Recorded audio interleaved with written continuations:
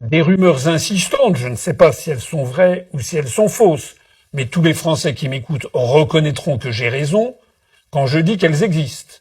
Qui n'a pas entendu parler du fait que M. Macron consommerait des psychotropes ou des drogues, notamment de la cocaïne? Et moi je me dis, tout simplement, eh bien que ce que l'on a demandé à juste titre pour des pilotes d'avions commerciaux, nous devrions le demander a fortiori pour le président de la République. Parce que le président de la République est un homme, ou une femme un jour peut-être, le président de la République est un homme qui, lui, ne fait pas décoller un avion de 150 personnes, mais qui a la gestion d'un avion de 67 millions d'habitants. La République française. Et les décisions d'un chef d'État peuvent être absolument dramatiques.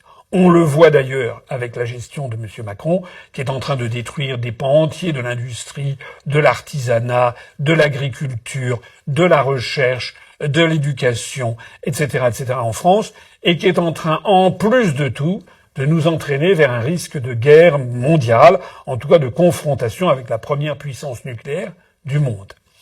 Dans ces conditions, j'estime, et c'est du pur bon sens, j'estime que la représentation nationale, l'ensemble des députés et des sénateurs doivent déposer au plus vite une proposition de loi qui ferait obligation au président de la République de subir à intervalles aléatoires, sans qu'il soit prévenu, de subir des examens par des médecins assermentés et des médecins différents du médecin actuel, je vais y revenir dans un instant, des médecins qui examineraient son taux d'alcoolémie et qui détermineraient s'il utilise ou non des drogues ou des substances psychotropes, notamment la cocaïne.